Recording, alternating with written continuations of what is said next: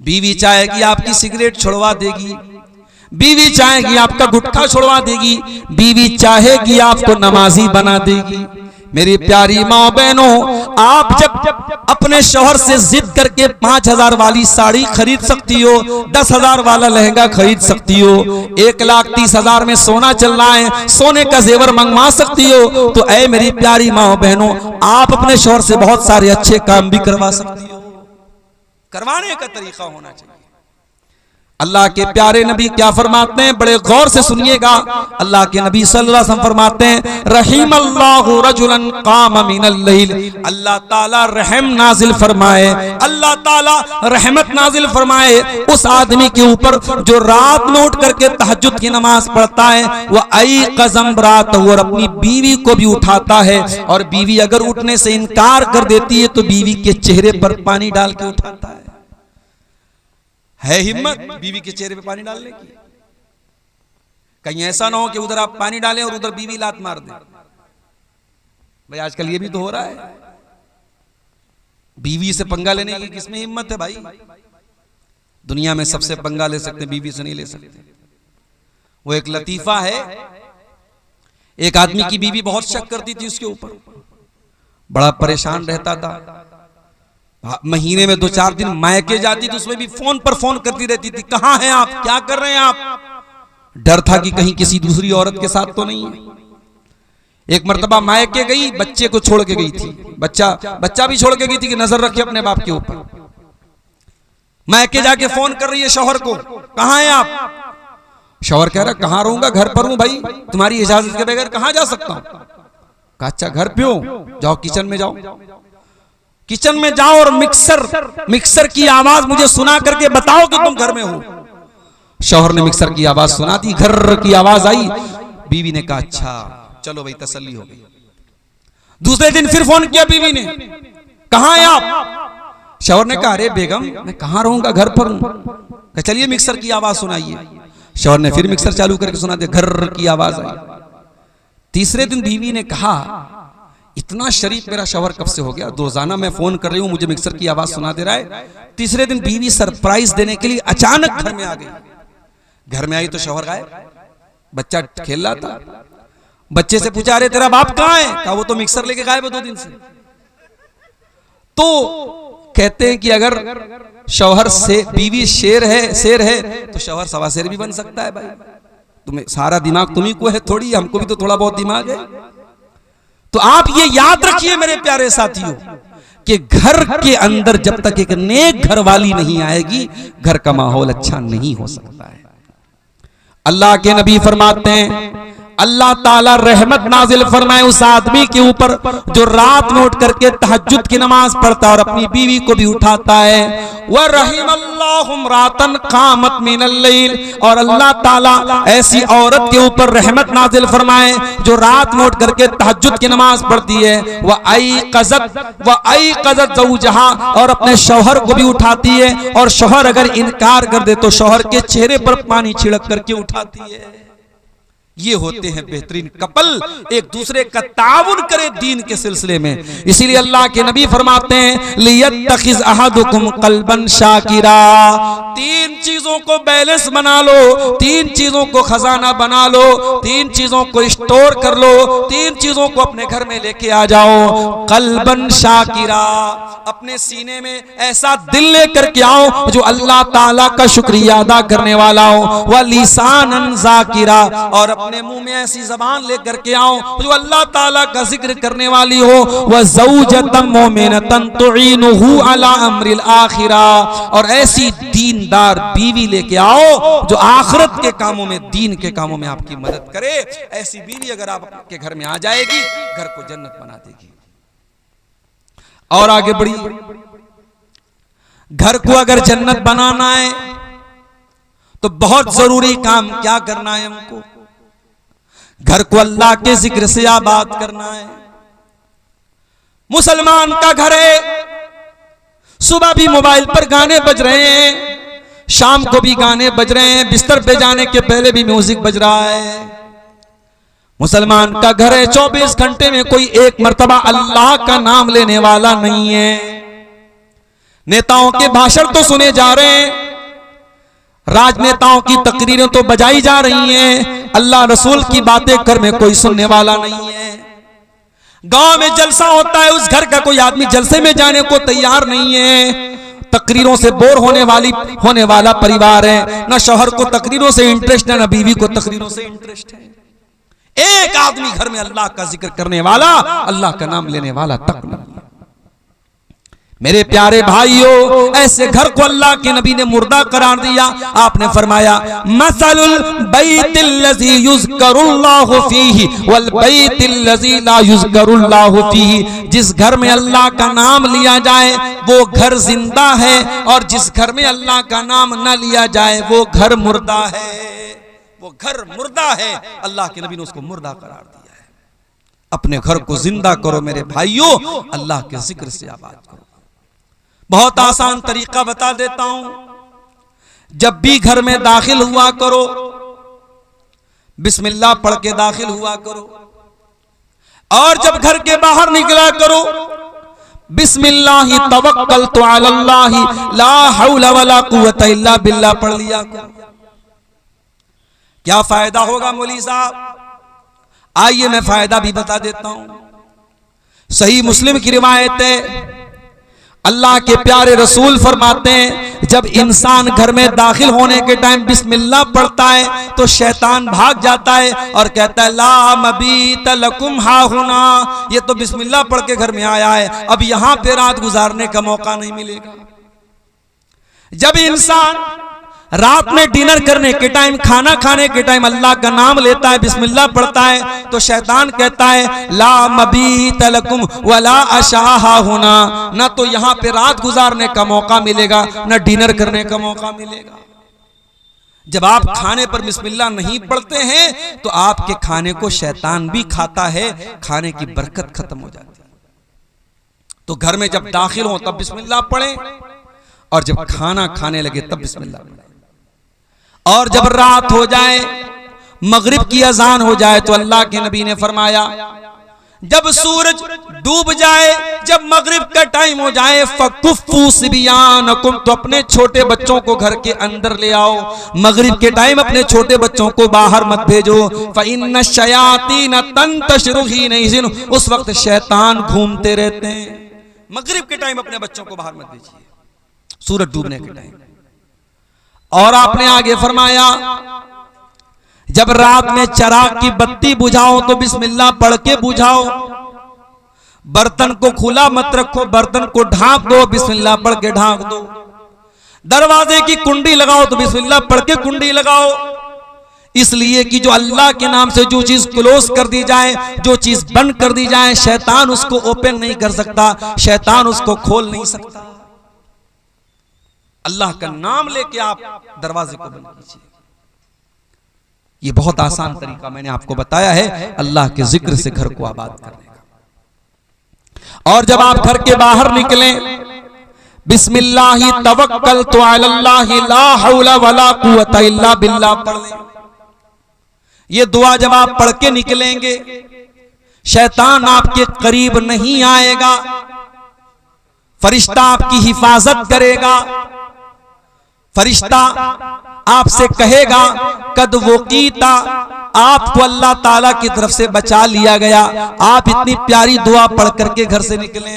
बहुत आसान है, बिस्मिल्लाहि तवक्कलतु अलल्लाहि ला हौला वला कुव्वता इल्ला बिल्लाह। बस रात में जब बिस्तर पे सोने जाओ, मेरी प्यारी माओ बहनों, अगर आप मेहनत मजदूरी करती हैं, खेतों में काम करती हैं, और मुझे मालूम है कि शेरशाबादी बिरादरी में माशाअल्लाह बहुत मेहनत करती हैं हमारे यहाँ की औरतें, आपका बदन जब थकावट से चूर हो जाए तो आइए मैं आपको वो तरीका बताता हूं जो तरीका अल्लाह के नबी ने अपनी बेटी को बताया था।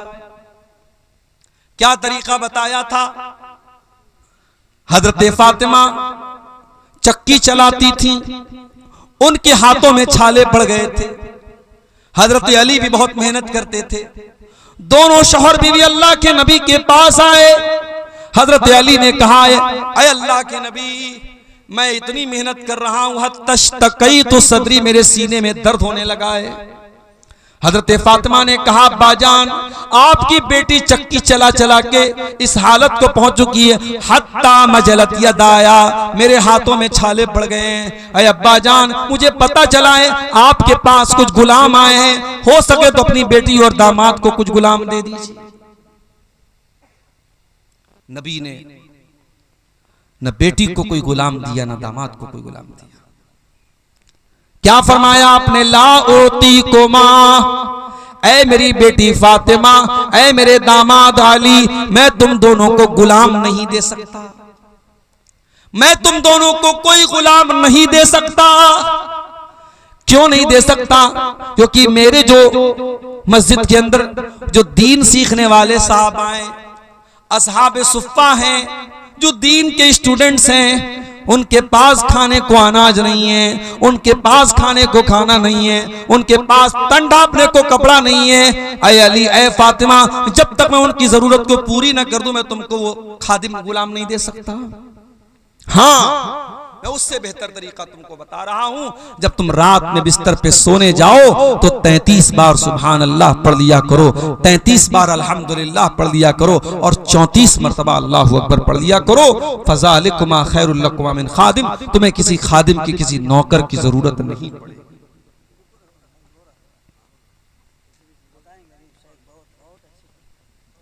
मेरे भाइयों, नबी ने अपनी बेटी और दामाद को परेशानी के बावजूद गुलाम नहीं दिया। नबी ने तस्बीह सिखाई है और हजरत अली कहते हैं कि ये तस्बीह जब नबी ने जिस दिन से नबी ने मुझको सिखाई है, उस दिन से लेकर के जब तक मैं जिंदा हूं ये तस्बीह कभी मैंने छोड़ी नहीं है। सवाल करने वाले सवाल किया है, अली आपकी जिंदगी में एक रात आई थी, सिफ़ीन की लड़ाई वाली रात, क्या उस रात भी आप ये तस्बीह पढ़ के सोए थे? कहा कि हाँ, उस रात में ये तस्बीह पढ़ के सोया था। मेरे प्यारे भाइयों, सहाबे किराम 2-2 घंटे तकरीरें नहीं सुनते थे, हाँ जो सुनते थे अमल करते थे। नबी ने ये तस्बीह सिखाई तो इस तस्बीह के ऊपर हजरत अली ने अमल किया, हजरत फातिमा ने अमल किया। अपने घरों को अल्लाह के जिक्र से आबाद करो मेरे प्यारे साथियों, सुबह शाम के अज़कार पढ़ो। और आज अल्हम्दुलिल्लाह सबके हाथ में मोबाइल है, आप मोबाइल पर देख करके भी पढ़ सकते हैं। आप गूगल प्ले स्टोर पे जाएं और दुआ की कोई अच्छी सी किताब डाउनलोड कर लें, उसमें सुबह शाम के अज़कार आपको मिल जाएंगे। सुबह शाम के अज़कार आप देख करके भी पढ़ें, आप यकीन करें सुबह शाम के अज़कार आप पढ़ेंगे, बहुत सारी परेशानियों से आप बच जाएंगे। अब तो साहब इतने ज्यादा केस आ रहे हैं, मैं जहां जा रहा हूं, मौली साहब मेरी बेटी के ऊपर जिन्नात आ गया है, मेरी बेटी को जिन्नात परेशान कर रहा है, मेरे घर में जो है कोई साया है, कोई मसला है। क्यों आ रहे ये सारे मसले? क्योंकि हमने अपने घरों को मुर्दा बना दिया है। हमारे घरों में अल्लाह का जिक्र करने वाला कोई नहीं, अल्लाह का नाम लेने वाला कोई नहीं है। अल्लाह के नबी फरमाते हैं, इन्ना शैतान यनफिरु मिनल बैतिल्लज़ी तुक़रा फ़ीहि सूरतुल बक़रा, जिस घर में सूरह बकरा पढ़ी जाती है उस घर से शैतान भाग जाता है।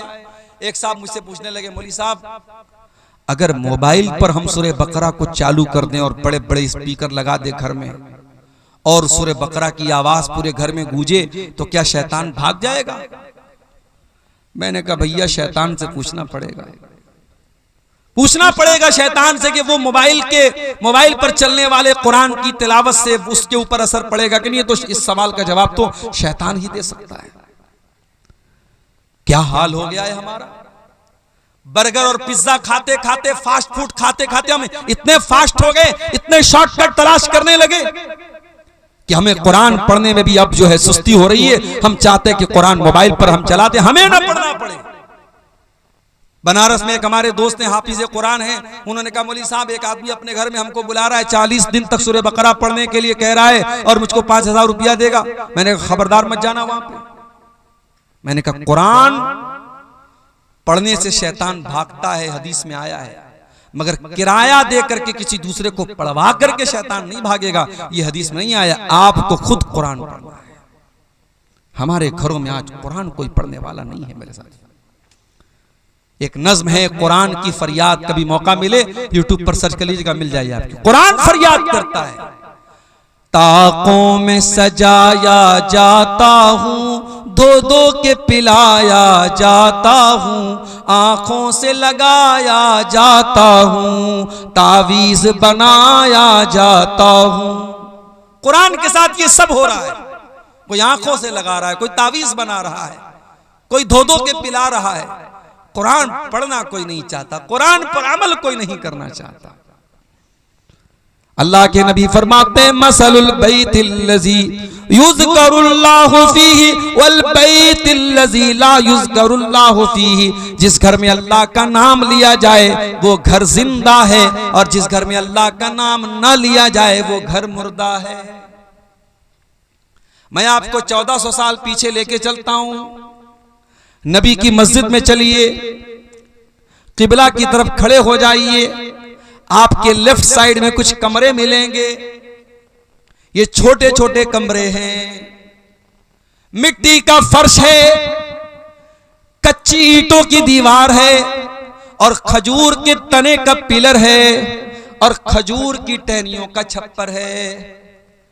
इन कमरों में टाइल्स नहीं लगा है, इन कमरों में मार्बल नहीं लगा है, इन कमरों में सीमेंट की दीवार नहीं है, इन कमरों में कोई पेंट नहीं हुआ है। मगर अल्लाह की कसम ये कमरे बड़े बरकत वाले हैं। इन कमरों में जनाब मुहम्मदुर रसूलुल्लाह सल्लल्लाहु अलैहि वसल्लम रहते हैं। इन कमरों में इस उम्मत की माएँ रहती हैं। इन कमरों में नबी अकरम की बीवियां रहती हैं। ये कमरे कितने ऊंचे हैं?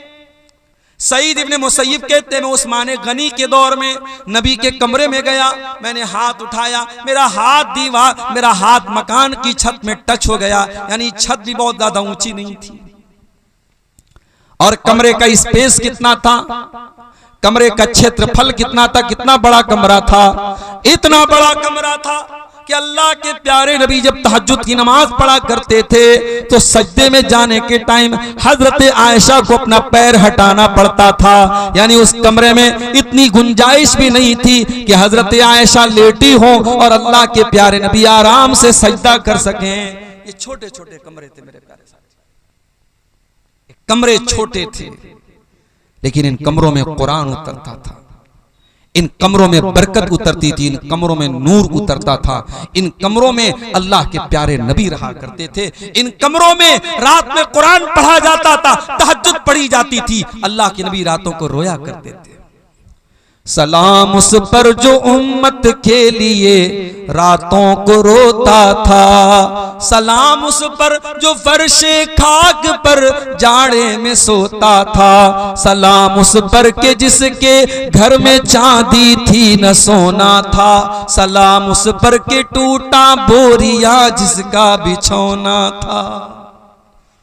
उस नबी ने हमको बताया कि मकान में बरकत अल्लाह को याद करने से आती है, मकान को आलीशान बनाने से मकान खूबसूरत नहीं होता है मेरे साथी।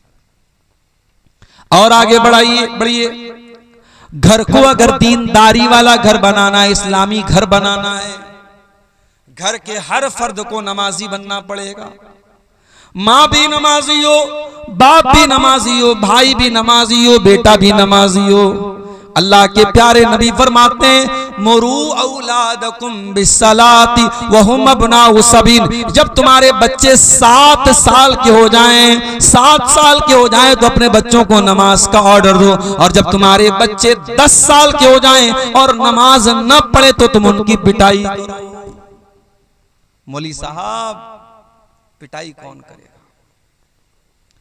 फजर की अजान तक जलसे चलते हैं सीमांचल में, और जलसा खत्म होते ही पब्लिक अपने घरों को जाती है और उस गांव की छोटी सी मस्जिद में चंद नमाजी नमाज पढ़ते हैं। ये आज हमारा हाल है। मस्जिद तो बना ली शब भर में ईमान की हरारत वालों ने, मस्जिद तो बना ली शब भर में ईमान की हरारत वालों ने, मन अपना पुराना पापी था बरसों में नमाजी बन न सका। अरे जब हम नमाजी बनेंगे तब ना अपने बच्चों को नमाजी बनाएंगे, जब हम खुद ही बेनमाजी तो क्या बच्चों को नमाजी बनाएंगे? अपने बच्चों को नमाजी बनाना है तो पहले खुद नमाजी बनना पड़ेगा। कुरान कहता है वअमुर अहलक बिस्सलाति वस्तबिर अलैहा। ऐ मेरे नबी, नमाज का अपने घर वालों को हुक्म दीजिए और खुद भी नमाज की पाबंदी कीजिए। ला नसअलुका रिज़्क़ा, और ऐ नमाज पढ़ने वाले, तेरी नमाज से तेरी रोजी रोटी पर कोई फर्क नहीं पड़ेगा, तेरी रोजी में कोई कमी नहीं आएगी। हम तुझसे तेरी रोजी नहीं मांगते, हम तो खुद तुझको रोजी देते हैं। अगर 10 मिनट के लिए तू दुकान बंद कर देगा तो क्या मक्का में दुकान बंद नहीं होती, मदीना में दुकान बंद नहीं होती? मक्के और मदीने में दुकान बंद हो जाती है और उसके बावजूद अल्लाह ताला उनको देता है, नमाज के टाइम उनकी दुकान बंद हो जाती है। तो नमाज की पाबंदी करो मेरे प्यारे साथियों। कुरान कहता है वज़कुर फिल किताब इस्माइल, और याद करो किताब में, कुरान में इस्माइल को, इन्नहु काना सादिक़ल वादी व काना रसूलन नबिया, इस्माइल अल्लाह के सच्चे नबी थे। व काना यअमुरु अहलहु बिस्सलाह, और इस्माइल अपने घर वालों को नमाज का हुक्म दिया करते थे। इब्राहीम अलैहिस्सलाम क्या दुआ करते अल्लाह ताला से, रब्बी जअलनी मुक़ीमस्सलाह, ऐ अल्लाह तो मुझे नमाज कायम करने वाला बना दे, व मिन ज़ुर्रियती, और ऐ अल्लाह मेरी औलाद को भी तू नमाज कायम करने वाला बना दे, मुझे भी नमाजी बना दे, मेरी औलाद को भी नमाजी बना दे। नमाज का माहौल घर में पैदा कीजिए, आप खुद भी नमाज पढ़िए, बच्चों को भी नमाजी बनाइए। हजरत अब्दुल्लाह बिन मसूद रज़ी अल्लाह तआला अन्हु रात में तहज्जुद की नमाज पढ़ रहे हैं, और तहज्जुद की नमाज पढ़ते हुए कुरान का 16वां पारा वो पढ़ रहे थे, और 16वें पारे की आयत उनकी नजरों से गुजरी। जब हजरत मूसा अलैहिस्सलाम और हजरत खज़िर अलैहिस्सलाम दोनों जा रहे थे और एक मकान की दीवार गिरने वाली थी, कुरान कहता है हजरत खज़िर ने उस मकान की दीवार को ठीक कर दिया। गांव वाले बड़े कंजूस थे, उन लोगों ने इन दोनों लोगों को खाना तक नहीं खिलाया था, और जब दीवार गिरने लगी तो हजरत खज़िर ने दीवार को ठीक कर दिया। हजरत मूसा अलैहिस्सलाम ने फरमाया लौ शि'ता लत्तख़ज़्ता अलैहि अजरा, ऐ खज़िर आपको दीवार फ्री में नहीं ठीक करना चाहिए था, जब इतने बदतमीज गांव वाले थे तो पैसा लेके ये काम करना चाहिए था। हजरत खज़िर ने क्या जवाब दिया? फरमाया व अम्मल जिदारु फ़काना लिग़ुलामैनि यतीमैनि फिल मदीनति व काना तहतहु कंज़ुल लहुमा, ऐ मूसा वो दीवार 2 यतीम बच्चों के मकान की दीवार थी, उस मकान में 2 यतीम बच्चे रहा करते थे, दीवार गिर जाती, उन बच्चों का खजाना जो बाप ने मरने के पहले दफनाया था वो खजाना गांव वाले लूट के चले जाते। अल्लाह ने मुझको हुक्म दिया कि मैं उन बच्चों का खजाना लूटने न दूं, डूबने न दूं। पता ये चला बाप अगर नेक है तो बाप के मरने के बाद भी अल्लाह ताला यतीम बच्चों को बाप की दौलत और बाप का खजाना देगा, अल्लाह ताला बच्चों को महरूम नहीं करेगा।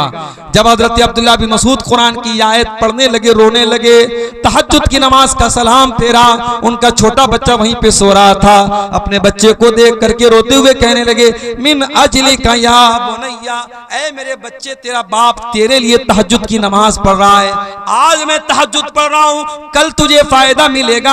ऐ मेरे बच्चे तेरा बाप तेरे लिए रातों को इबादत कर रहा है, रातों को जाग रहा है। अपने बच्चों का अगर बेहतर भविष्य चाहते हो, अपने बच्चों का फ्यूचर चाहते हो तो नेक बनो, दीनदार बनो, नमाजी बनो, इंशाअल्लाह आपके बच्चे भी दीनदार बनेंगे। मेरे प्यारे साथियों, ये कोई फख्र की बात नहीं, मेरे 8 बच्चे, मेरे 7 बच्चे, फख्र की बात यह है कि आपका एक ही बच्चा हो लेकिन इस लायक हो कि आपका इंतकाल हो तो वो जनाजे की नमाज पढ़ सके, दुआएं उसको आती हो। आपका बेटा आपकी बेटी जब दुआ के लिए हाथ उठाए तो ये कह सके रब्बिरहमहुमा कमा रब्बयानी सगीरा, ऐ अल्लाह मेरे माँ बाप पर रहम फरमा जिस तरीके से बचपन में उन्होंने मुझको पाला है।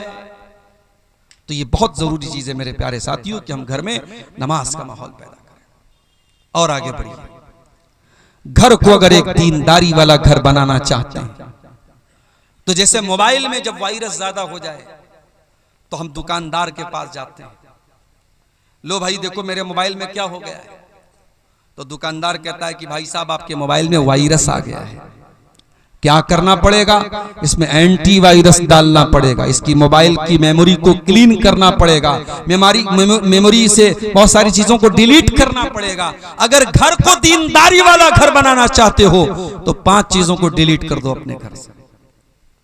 5 चीजों को डिलीट कर दो, निकाल दो अपने घर से। नंबर 1, अपने घर से तस्वीरों को निकाल दो। ला तदखुलुल मलाइकतु बैतन फीही कल्बुन वला सूरा। अल्लाह की रहमत के फरिश्ते उस घर में नहीं आते जिस घर में कुत्ता हो या जिस घर में तस्वीर हो। मौली साहब, कैमरा तो सबके हाथ में इस वक्त है। अब तो हम लोग तकरीर करने जाते हैं तो लोग कहते हैं मौली साहब एक सेल्फी ले लो, सेल्फी विद सेल्फी। तो कैमरे की तस्वीरें तो आज मेरी भी मौजूद हैं सोशल मीडिया पर, और आप कह रहे हैं कि अल्लाह की रहमत के फरिश्ते नहीं आते जिस घर में तस्वीर हो। तो कैमरे की जो तस्वीर है उसके बारे में उलमा का इख्तिलाफ है, और उलमा की एक जमात का कहना है कि कैमरे की तस्वीर हराम नहीं है, क्योंकि कैमरे की जो तस्वीर होती है वो कोई पेंटिंग नहीं है कि जिसमें नाक कान आंख बनाया जाए। कैमरा तो बस एक अक्स ले लेता है सामने वाले का, एक प्रतिबिंब है, एक छाया है। और हदीस में जिस तस्वीर को हराम कहा गया है वो तस्वीर वो है जिसमें हम नाक कान आंख पूरा बनाते हो। लेकिन आप ये सोचिए, मूर्ति की शक्ल में या पेंटिंग की शक्ल में, किसी भी शक्ल में, मूर्ति तो बहरहाल उसको मुजस्समा बोलते हैं, लेकिन आज के जमाने में भी पेंटिंग अलग होती है।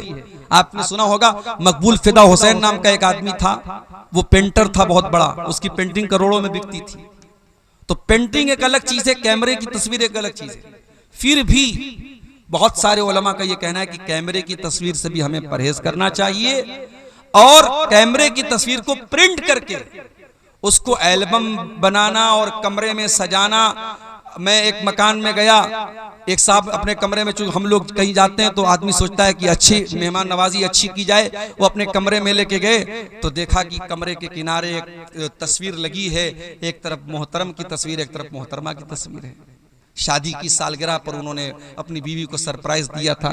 मैंने पूछा तो शर्माने लगे। मैंने कहा भैया इस तस्वीर को अलमारी में रख दो, ये क्यों यहां पे आप बाहर लगाए?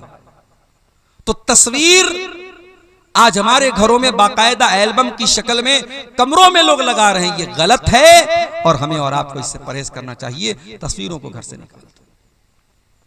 हाँ, मोबाइल की तस्वीरें जहां तक बात है, जरूरत पड़ने पर आप बच्चों की यादगार के लिए कुछ फोटो अगर आपने ली है, मोबाइल के कैमरे में है, मोबाइल के गैलरी में है, उसकी गुंजाइश बन सकती है, मगर उसमें भी हमें इस बात का लिहाज रखना चाहिए। लोग अपनी बीवी की एक से एक फोटो लेते हैं और उसके बाद दोस्तों के हाथ में मोबाइल थमा देते हैं, तो ये तो बेपर्दगी की बात है। आपकी बीवी का फोटो आपका दोस्त देखे, ये तो गलत बात है। इसलिए हमें और आपको अगर कैमरे में, हमारे मोबाइल में पर्सनल तस्वीरें, हमारी बीवी की तस्वीरें हैं, जवान बेटी की तस्वीरें हैं, घर की औरतों की तस्वीरें हैं, तो उनको हमें बहुत एहतियात के साथ यूज करना चाहिए कि कहीं बेपर्दगी ना हो। दूसरी चीज जिसको घर से निकालना है, घर के अंदर कोई तावीज नहीं होना चाहिए। बाज घरों में आप दाखिल होइए, मकान में दाखिल होने के साथ साथ ही एक पर्ची लटकी रहती है, उस पर लिखा रहता दुकान और मकान की खैर व बरकत के लिए, और नीचे उल्टी सीधी गिनतियां लिखी रहती है 420 9 2 11। देखा कि नहीं आपने? कहीं कहीं दुकानों पे लगा रहता है, मकान पे लिखा रहता है। मुझे ये बात समझ में नहीं आती कि ये गिनती लिखने से शैतान कैसे भागेगा। भाई आप दुनिया में किसी का नाम लेने के बजाय गिनती लेके बुलाएं, ए भाई 72 इधर आओ, अभी 78 इधर आओ, नाराज हो जाएगा, भाई मेरा नाम 72 थोड़ी है। आप बिस्मिल्लाहिर्रहमानिर्रहीम के बजाय 786 लिख रहे हैं, आप मोहम्मद सल्लल्लाहु अलैहि वसल्लम के बजाय 92 लिख रहे हैं। आपने गिनती बना के रखी है, ये इस्लाम का तसव्वुर नहीं है मेरे प्यारे साथियों। और ये भी सुन लीजिए कि घर में कुरान की आयतों को लटकाने से भी बरकत नहीं आएगी। डॉक्टर आपको दवा देता है पीने के लिए, घर में आप आने के बाद सिरप को गले में नहीं लटकाते, टैबलेट को गले में नहीं लटकाते, टैबलेट को पीते हैं, सिरप को पीते हैं। उसी तरीके से कुरान को पढ़ने से शिफा मिलती है, कुरान को पढ़ने से बरकत आती है, कुरान लटकाने से बरकत नहीं आती है। बड़ा सख्त फतवा है उलमा का। बाज लोग क्या करते हैं, मकान के दरवाजे में बड़े बड़े अक्षरों में लिखते हाजा मिन फजल रब्बी। हराम कमाई के पैसा से घर बनाए और हाजा मिन फजल रब्बी लिखते हो, बेहुदा है। सूद ब्याज के पैसे से मकान बनाया है और सामने क्या लिखा, हाजा मिन फजल रब्बी। तेरे हाजा मिन फजल रब्बी लिखने से तेरा मकान ठीक हो जाएगा। और घर में लोग डेकोरेशन के लिए आयतल कुर्सी लगा रहे हैं, ला इलाहा इल्लल्लाह मुहम्मद रसूलुल्लाह लिख रहे हैं। नहीं लिखना चाहिए। उलमा ने मना किया है कि कुरान की आयतें डेकोरेशन के लिए नहीं उतरी हैं, घर को सजाने के लिए नहीं उतरी। हाँ, अगर कोई आयतल कुर्सी घर में इसलिए लगाता है कि हमको आयतल कुर्सी याद हो जाए या हमको बार बार नजर पड़े, हमें याद आती रहे, हम पढ़ते रहें, तो तालीम के लिए घर में लटका सकते हैं। बरकत के लिए या डेकोरेशन के लिए घर में कुरान की आयतों को भी लटकाना सही नहीं है। तो घर से तावीज को भी निकाल दो मेरे प्यारे साथी। तीसरी चीज जो घर से निकालना है, गाने बजाने के आलात को घर से निकाल दो। अल्लाह के नबी फरमाते हैं कयामत के पहले वो दौर आएगा, शराब को नाम बदल बदल के पिया जाएगा। वह अंतज़हरल क़ैनात वाला रुऊसिन्नास, और नाचने गाने वाली लड़कियां लोगों के कानों पर जाके बैठ जाएंगी। जब नबी ने सहाबा को ये हदीस सुनाई होगी, सहाबा को समझ में नहीं आई होगी। आज हेडफोन लगाने वालों को ये हदीस समझ में आ जाएगी, आज एयरपॉड लगाने वालों को ये हदीस समझ में आ जाएगी। बाइक चला रहा है, मस्त बना हुआ है, गाना सुन रहा है, फेवरेट अपना बॉलीवुड का गाना सुन रहा है, सामने से ट्रैक्टर ने मारा, तेरी रूह परवाज हो गई, तेरी जान निकल गई, तो गाना सुनते हुए दुनिया से गया है। और कयामत के जब तू उठेगा तो वही गाना सुनते हुए तू कयामत के दिन उठेगा। जिस हाल में इंसान मरेगा उसी हाल में कयामत के दिन उठाया जाएगा। अपने घरों को नाच गानों से दूर रखो मेरे साथी। कटिहार और पूर्णिया के इंग्लिश मीडियम स्कूल में हमारी बेटियां पढ़ रही हैं, स्कूल का एनुअल फंक्शन है। टीचर ने आपसे कहा कि आपकी बेटी से हम डांस करवाना चाहते हैं, बहुत अच्छा डांस करती है आपकी बेटी। आपने कहा बहुत अच्छी बात है, हमारी बेटी डांस करेगी, हम देखेंगे।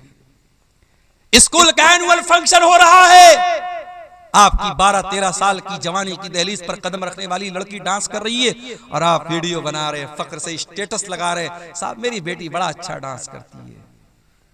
ये मुसलमान है जिन्हें देख के शर्माए। और अभी तक तो ये हराम काम स्कूलों में होता था, ये इंग्लिश मीडियम स्कूलों में होता था, अब मदरसों में ये काम भी हो रहा है। हाँ, नाम बदल दिया गया, वहां डांस हो रहा था, यहां एक्शन हो रहा है जी। लड़कियां नज़्म पढ़ रही हैं, ऐसे ऐसे झूम रही हैं, गा रही हैं, और उसको क्या, उसका बड़ा अच्छा नाम रख दिया, एक्शन हो रहा है। शर्म आनी चाहिए और चुल्लू और पानी में डूब मरना चाहिए। अपनी कौम की बच्चियों की हम नुमाइश कर रहे हैं पूरी दुनिया के सामने। अपने घर से निकाल के फेंक दो नाच गाने को।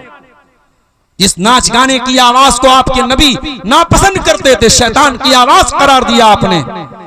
आज बड़े बड़े मुत्तकी दाढ़ी वाले, सजदा करने वाले, उनके मोबाइलों पर भी इंस्टाग्राम और स्नैपचैट और फेसबुक और अला और बला के जरिए उनके मोबाइल पर भी गाना बज रहा है। चौथी चीज जो घर से निकाल के बाहर फेंकना है, एंटीवायरस डालना है, वायरस निकाल देना है। बेहयाई को अपने घर से निकाल दो, बेपर्दगी को निकाल दो। कहीं ऐसा ना हो कि साल के 359 दिन तो आपके घर में पर्दा होता हो, लेकिन शादी वाले दिन आपने भी अपनी आंखें बंद कर ली। मौलवी साहब आज तो शादी है, आज इजाजत है बेपर्दगी की। कुरान की कौन सी आयत है और नबी अकरम की कौन सी हदीस है जो शादी ब्याह के मौके पर आपके घर की औरतों को खूबसूरत कपड़े पहन के, लिपस्टिक लगा के, पाउडर लगा के, क्रीम लगा के, सज करके, सवर करके दुनिया के सामने नुमाइश करने की इजाजत देती है? और मुझे तो हैरत होती है कि आपके सीमांचल के जलसों में भी औरतें आती हैं और बाकायदा तैयार होकर के माएं अपनी बच्चियों को तैयार करके लेके जाती हैं और बगैर किसी पर्दे के खूबसूरत मेकअप से सजा करके, संवार करके उन लड़कियों को जलसों में लेकर के आया जाता है। माफ करना मेरे प्यारे भाइयों, अकबर इलाहाबादी ने बिल्कुल सही कहा था, बेपर्दा नजर आई कल जो चंद बीबियां, अकबर ज़मीं में गैरत कौमी से गड़ गया। पूछा जो उनसे आपका पर्दा वो क्या हुआ? कहने लगी कि अक्ल पे मर्दों के पड़ गया। जब औरत का पर्दा उतरता है तो सबसे पहले मर्दों की अक्ल पे जाके चढ़ जाता है। जी हाँ, वो मर्द दयूस है, वो मर्द बेगैरत है जिसके घर की बेटी, बहू और बहन बेपर्दगी करे, बेहयाई करे और उसको कोई फर्क ना पड़े, उसकी माथे पर कोई शिकन ना आए। अल्लाह के प्यारे नबी सल्लल्लाहु अलैहि वसल्लम फरमाते हैं, तीन लोग ऐसे होंगे जिनकी तरफ कयामत के दिन अल्लाह ताला ना तो देखेगा, ना बात करेगा, ना पाक और साफ करेगा। नंबर 1, अल-आक़ुल वालिदैहि, अपने माँ बाप से रिश्ता तोड़ देने वाला। नंबर 2, अल-मरअतुल मुतरज्जिला, मर्दों की नकल करने वाली औरत। और नंबर 3, अद-दय्यूस, वो बेगैरत मर्द जिसके घर में बेगैरती हो रही और उसको कोई फर्क ना पड़ रहा। तो बेहयाई को घर से निकाल दो मेरे साथियों। और ये भी याद रखो, जब बेटियां जवान हो जाएं तो उनको बता दो कि कौन तेरा महरम है और कौन तेरा गैर महरम है। एक दिन यूट्यूब पर एक वीडियो मैंने देखा, आजकल बच्चियों के साथ सेक्सुअल हरासमेंट बहुत हो रहा है। कभी कभी अपने रिश्तेदार, लड़की का चाचा, लड़की का मामू, लड़की का चाचाजाद भाई, ये सब सेक्सुअल हरासमेंट करते हैं, बच्चियों को, छोटी बच्चियों को परेशान करते हैं। तो YouTube पर मैंने एक वीडियो देखा कि छोटे बच्चों को सिखाने की, उसमें सिखाया जा रहा था, ट्रेनिंग दी जा रही थी कि बच्चों को सिखाया जाए बचपन से ही कि गुड टच क्या होता है, बैड टच क्या होता है। अगर कोई भी आदमी अगर लड़की को गलत तरीके से टच कर रहा है तो लड़की समझ जाए कि हाँ ये बैड टच है और लड़की अपने माँ बाप से शिकायत करे। ये एक तालीम आज स्कूलों में भी दी जा रही है और हमारी भारत सरकार भी इसको दे रही है, और ठीक है, इस पर हमें कोई एतराज नहीं है। लेकिन एक चीज और है, जब हमारी बेटियां जवान हो जाएं, एडल्ट हो जाएं, समझदार हो जाएं, तो हमें एक चीज और करनी चाहिए। या तो हम उनको दीनी तालीम दें, मदरसे में पढ़ाएं, या आज घर के अंदर ऑनलाइन भी दीनी तालीम दी जा सकती है। किसी भी तरीके से उन बच्चियों को यह बताया जाए कि ऐ मुसलमान लड़की, जब तू जवान हो गई, बालिग हो गई, तो घर से जब तुझको निकलना है तो पर्दे में निकलना है। और घर के अंदर भी जो रिश्तेदार तेरे गैर महरम हैं, जैसे खाला के लड़के, जैसे मामू के लड़के, जैसे चाचा के लड़के, जैसे ताया के लड़के, ये जब तू जवान हो गई और वो लड़के भी जवान हैं तो वो तेरे लिए गैर महरम है। उनसे दोस्ती रखना, उनसे अकेले में मिलना, उनके सामने बिला वजह आना, ये तमाम चीजें गलत हैं। अपनी जवान बेटियों को ये भी सिखाया जाए, महरम गैर महरम का फर्क भी उनको बताया जाए। भाभी को मायके छोड़ना है, कौन छोड़ने जा रहा है? देवर जा रहा है, शौहर नहीं जा रहा है। शौहर छोड़ने चला जाएगा तो नाक कट जाएगी। कौन छोड़ने जा रहा है? जवान देवर जा रहा है, बाइक पर बैठा है, बहू उससे कंधे से कंधा सटा के बाइक पे जाए। ये कैसी बेगैरती है जो आज हमारे इलाके में। जीजा साली को घुमा रहा है, और कहावत है साली आधी घर वाली। माफ करना मेरे प्यारे साथियों, किसी ने जिसने ये कहावत बनाई है साली आधी घरवाली, उसकी नीयत खराब होगी, उसकी सोच खराब होगी। इस्लाम में साली कोई आधी घरवाली नहीं है। साली आपके लिए गैर महरम है और साली को अपने जीजा के सामने आने से परहेज करना चाहिए। आप अपने जीजा जी को भाईजान, पता नहीं आपके सीमांचल में क्या बोलते हैं, कटिहार में, पूर्णिया में क्या बोलते हैं, हमारे यहाँ के भाईजान बोलते हैं। जीजा को भाईजान बोलते हैं, बहन के शौहर को भाईजान बोलते हैं। तो भाईजान बोल देने से वो आपके भाई नहीं हो जाते हैं। एक लिमिट होनी चाहिए, एक पर्दा होना चाहिए मेरे प्यारे साथी। नबी अकरम के पास एक सहाबी आते हैं, सवाल करते हैं, अफरअयतल हमवा या रसूल अल्लाह, अय अल्लाह के नबी, क्या देवर भी भाभी के पास अकेले में नहीं जा सकता? जीजा साली के पास अकेले में नहीं जा सकता? आज आपके बनारस के करीब में मऊ में जानता हूं, मुबारकपुर में जानता हूं, आजमगढ़ में जानता हूं, आपके सीमांचल के भी बहुत सारे इलाकों में ये चीज मिल जाएगी। शौहर बाहर कमाने गया है, ज्वाइंट फैमिली सिस्टम है, बीवी उसी फैमिली में रहती है, देवरों के साथ, जेठों के साथ, ज्वाइंट फैमिली सिस्टम में शौहर दूर रह रहा है, परदेश में रह रहा है, और उसकी जवान बीवी उसी घर में रह रही है। देवरों और जेठों के बीच में कोई पर्दा नहीं है। हम क्या कर रहे हैं? हम फितनों को हवा दे रहे हैं। हम अपने घर में बदकारी को दावत दे रहे हैं कि आओ, और घर में बदकारी और ज़िनाकारी को फरोग दे दो। मेरे प्यारे साथियों, नबी ने फरमाया देवर अपनी भाभी के लिए मौत है, जीजा अपनी साली के लिए मौत है। महरम और गैर महरम का फर्क भी हमारे घर में होना चाहिए। अगर ये फर्क नहीं है तो इस बेहयाई को अपने घर से निकाल दो। अब एक आखिरी चीज हम बयान करके फिर कुछ सवालात हमारे सामने आए, उन सवालों का जवाब देकर हम बात खत्म करेंगे। घर को अगर आप एक दीनदार घर बनाना चाहते हैं तो एक बहुत जरूरी चीज ये भी है कि आप अपने दस्तरखान पे किसको दावत दें। शराबियों को तो अपने घर में नहीं बुला रहे हैं, जानियों को तो अपने घर में नहीं बुला रहे हैं। अल्लाह के प्यारे नबी फरमाते ला याकुल तामक इल्ला तकी, तुम्हारे दस्तरखान पे मुत्तकी लोगों को खाना खाना चाहिए। दावत दो तो मुत्तकी नेक लोगों को दो, बेनमाजियों को, हराम खोरों को, रिश्वत खोरों को, सूद खोरों को, शराबियों को, जानियों को मत दावत दो। अपने दस्तरखान पे नेक और दीनदार लोगों को दावत दो। अपने घरों में दीनदार लोगों को एंट्री दो। याद करो हजरत नूह अलैहिस्सलाम की दुआ। हजरत नूह अलैहिस्सलाम ने क्या दुआ की थी? रब्बिग़फिरली वलिवालिदैया वलिमन दखल बैतिया मुमिनन वलिल मुमिनीन वल मुमिनात। आय अल्लाह मुझे बख्श दे, मेरे माँ बाप को बख्श दे, और मेरे घर में जो ईमान वाला आए तू उसको भी बख्श दे, और तमाम मोमिन मर्दों को बख्श दे, तमाम मोमिन औरतों को बख्श दे। पता ये चला कि अपने घर में नेक और ईमान वाले को, मुत्तकी को हम अपने घर में दावत दें। शरीयत इसकी भी हमको तालीम देती है।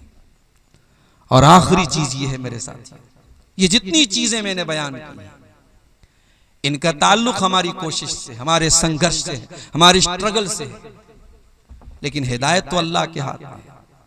हिदायत का रिमोट कंट्रोल अल्लाह के हाथ में है। इसलिए अल्लाह से दुआ भी करते रहो कि अल्लाह मेरे घर को नेक बना दे। और दो दुआएं मैं सिखा रहा हूं, इन दोनों दुआओं को नोट करो। पहली दुआ आपको मिलेगी 19वें पारे में, सूरह फुरकान के आखिरी रुकू में।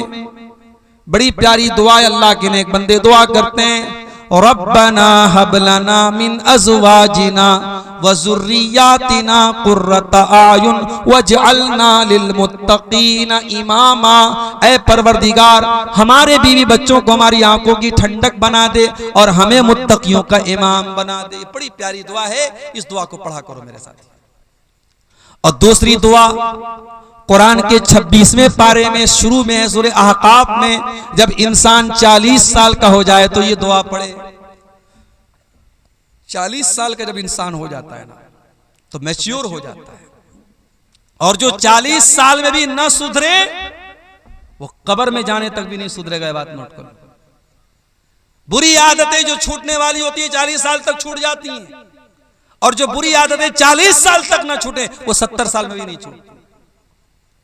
कुछ बूढ़ों को देखो, 70 साल के बूढ़े हैं, चौराहों पर बैठे हैं और उनकी आंखें जो हैं इधर उधर घूम रही हैं। वो जवानी की शरारतें, बुढ़ापे में हाथों में जुम्बिश नहीं, पैरों में ताकत नहीं, मगर वो शरारतें बुढ़ापे में भी जिंदा रहती हैं बास बूढ़ों के अंदर। तो 40 साल इंसानी जिंदगी का बड़ा अहम पॉइंट है। इसीलिए अल्लाह ने 40 साल का होने के बाद ये दुआ सिखाई, और रब्बी औज़िअनी अन अश्कुरा नेमतकल्लती अनअमता अलैया व अला वालिदैया व अन अअमला सालिहन तर्दा व अस्लिह ली फी ज़ुर्रियती। बड़ी प्यारी दुआ है। ऐ अल्लाह, मुझे तौफीक दे कि मैं तेरी नेमतों का शुक्रिया अदा करूं। जो नेमतें तूने मुझको दी और मेरे माँ बाप को दी, और ऐ अल्लाह मुझे तौफीक दे कि मैं ऐसा नेक अमल करूं जिससे तू खुश हो जाए। वह अस्लिह ली फी ज़ुर्रियती, और ऐ अल्लाह मेरी औलाद की तू इस्लाह कर दे, मेरी औलाद को नेक बना दे, मेरी औलाद को अच्छा बना दे। ये बड़ी प्यारी दुआ है। ये दोनों दुआएं पढ़ा करो मेरे साथ, दुआएं पढ़ा करो। अल्लाह से ताल्लुक मजबूत रखो, इंशाअल्लाह अल्लाह आपके घर की हिफाजत करेगा। ये सवाल एक आया था, हमारे गांव की जुमा की मस्जिद में औरत की जगह है, तो क्या औरत जुमा की नमाज मर्दों के साथ पढ़ सकती है? पढ़ सकती है नहीं, पढ़ना चाहिए जी। आपके समाज में जो अज्ञानता है, जो जहालत है, जो मुसलमान लड़कियां आज गैर मुस्लिमों के साथ भाग रही हैं, मुर्तद हो रही हैं, उसकी बहुत बड़ी वजह हमारी कौम की लड़कियों और औरतों को दीन की तालीम नहीं है, ये वजह है। और जुमा की नमाज में अगर पर्दे का अरेंजमेंट है तो आप औरतों के लिए बिल्कुल इंतजाम कीजिए। मैं झारखंड में बाज़ इलाकों में गया और बाकायदा मैंने वहां जुमा के खुतबे में तकरीर में कहा कि आप अपनी औरतों का इंतजाम कीजिए, और अल्हम्दुलिल्लाह मेरे कहने का उन लोगों ने उनके ऊपर असर भी हुआ और वहां औरतों का सिलसिला शुरू हुआ। हाँ, औरतें जुमा में आएंगी, पर्दे के साथ आएंगी, पर्दे का लिहाज रखेंगी, औरतों की एंट्री अलग हो, उनका दरवाजा अलग हो, पर्दे का पूरा इंतजाम हो, मर्दों की नजर औरतों पर न पड़ती हो। अगर ये सारी कंडीशन है तो औरतों का इंतजाम बिल्कुल रखना चाहिए। रख सकते नहीं, रखना चाहिए। मजहब इस्लाम में बच्चा बंद करना जायज नहीं है, लेकिन ज्यादा बच्चे होने पर हम तालीम नहीं दे पा रहे हैं। इन हालात में हम क्या करें? देखिए, ये बहुत अहम सवाल है आज के दौर में, जिसको हम मुहज्जब अल्फाज में कह सकते हैं फैमिली प्लानिंग की इस्लाम में क्या हैसियत है। तो देखिए, फैमिली प्लानिंग की दो शक्लें हैं। एक शक्ल ये है कि दो बच्चे हो गए, शौहर ने नसबंदी करा ली, बीवी ने नसबंदी करा ली, बीवी ने ऑपरेशन करा लिया, हमेशा हमेशा के लिए औलाद का सिलसिला बंद कर दिया गया। तो ये चीज जायज नहीं है। परमानेंट इस सिलसिले को रोक दिया जाए जब तक कि कोई ऐसी मजबूरी ना हो। कभी कभी ऐसा होता है कि औरत के अंदर कुछ क्रिटिकल बीमारी होती है और डॉक्टरों का इत्तेफाक होता है कि अब अगर ये प्रेग्नेंट हुई तो इसकी जान को खतरा है, और डॉक्टर का कहना होता है कि आप इसका ऑपरेशन करा दे। तो वो एक मजबूरी की सूरत हाल है, उसमें कराया जा सकता है। बाकी फैमिली प्लानिंग के लिए जो वक्ती तरीके अपनाए जाते हैं, आप लोग माशाअल्लाह जानकार हैं, बहुत सारी चीजों पर आपकी नजर है। मैं पब्लिक प्लेस में तमाम लोग सुन रहे हैं, बहुत सारी चीजों का नाम मैं नहीं ले सकता। वक्ती और आरजी और टेम्पररी तौर पर हमल को रोकने के लिए जो चीजें अपनाई जाती हैं, उनको अपनाया जा सकता है बच्चों के बीच में गैपिंग रखने के लिए। लेकिन सुनिए, लेकिन अगर हमल ठहर चुका है, अगर ये डॉक्टर की रिपोर्ट आ गई है, या आज के जमाने में प्रेगा न्यूज वगैरह के जरिए पता लग जाता है कि हाँ बीवी को हमल है, अब उस हमल को होने के बाद अब आपको किसी दवा के जरिए, किसी एबॉर्शन के जरिए उसको खत्म करने की इजाजत नहीं है। उसके पहले, हमल के पहले के जो रास्ते और जो तरीके हैं वक्ती तौर पे रोकने के, आप उनके बारे में मालूमात करके उनको अपना सकते हैं। लेकिन हमल ठहरने के बाद किसी बच्चे को, चाहे वो अभी सिर्फ हमल की शक्ल में है, उसे कत्ल करने की इजाजत इस्लाम में बिल्कुल भी नहीं है। प्यार करके शादी करना कैसा है? भाई कोई दिल जला है जिसकी तरफ से सवाल आया है। प्यार करके शादी करना कैसा है? सवाल को थोड़ा उलट दीजिए, शादी करके प्यार कीजिए, प्यार करके शादी मत कीजिए। ठीक है, प्यार करके शादी करना ये इस्लाम का तरीका नहीं। हाँ, आज का दौर है, आपके खानदान की कोई लड़की है, बहुत खूबसूरत है, आपको पसंद है, आप जो जायज तरीका है अपने माँ बाप को भेजिए कि भाई लड़की दीनदार, सिर्फ खूबसूरती को मेयार ना बनाइए। अगर लड़की दीनदार भी है, खूबसूरत भी है, आप रिश्ते का पैगाम भेज दीजिए, शादी कर लीजिए। लेकिन ये कोई तरीका नहीं हुआ कि आप मोबाइल नंबर हासिल करें, चैटिंग करें, बातें करें, सेटिंग करें और उसके बाद आप शादी करें। तो ये जायज नहीं है, ये इस्लाम में इसकी इजाजत बिल्कुल भी नहीं है। दूसरा सवाल है, नया घर में कुरान खानी करवाना कैसा है? चाहे नया घर हो चाहे पुराना घर हो, कुरान खानी कराना जायज नहीं है। कुरान पढ़ना सही है, किसी को बुला करके लड्डू खिला के कुरान पढ़वाना ये सही नहीं है। और कुरान बहुत सारी जगहों पे क्या होता है, मरने वाले के लिए भी कुरान पढ़ते हैं, वो भी जायज नहीं है। कुरान पढ़ना नॉन ट्रांसफरेबल इबादत है, किसी को ट्रांसफर नहीं कर सकते। अब्दुल गफ्फार साहब कुरान पढ़ के मौलवी साहब को बख्श दें, इसका इस्लाम में सिस्टम नहीं है। हम कुरान पढ़ेंगे, हमको सवाब मिलेगा।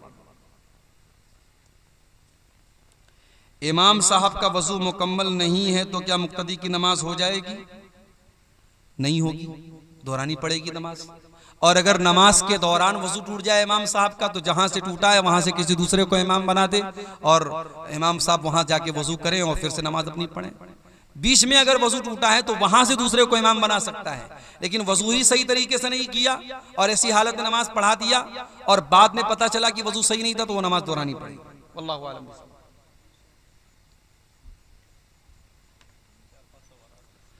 क्या माँ बाप की छोटी हुई नमाज या रोजा बच्चे को कज़ा करना होगा? अगर वसीयत न कर जाए फिर भी नमाज की कोई कज़ा नहीं करना है।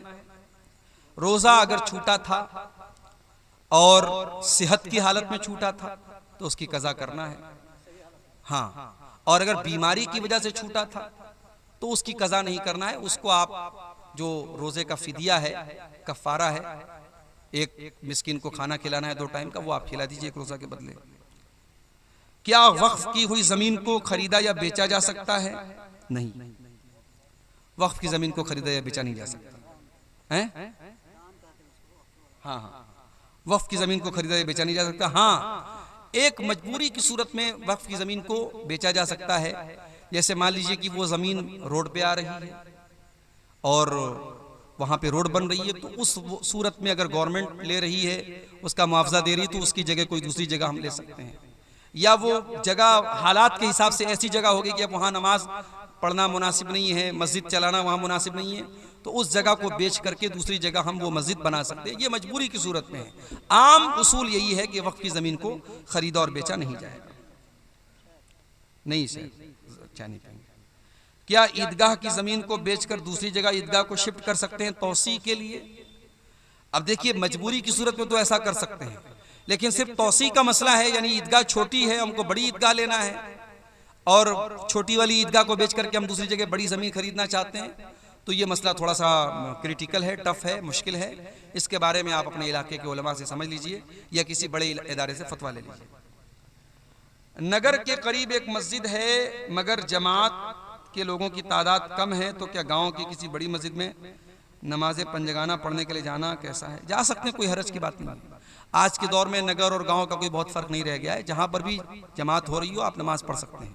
शहर के हैं गांव में जाके पढ़ सकते हैं, गांव के हैं शहर में आके पढ़ सकते हैं, कोई हरज की बात नहीं। क्या औरतों के लिए इजाजत नहीं है कि उसे जुमा की नमाज में शिरकत करें? बयान कर चुके हैं। ठीक है, हाँ पढ़ सकते हैं। दुआ पढ़ के किसी को दम करना जायज़ है, कोई हरज की बात नहीं है। दुआ सही हो, कुरान की आयतों वगैरह को पढ़ के दम किया जाए तो कोई हरज की बात इंशाअल्लाह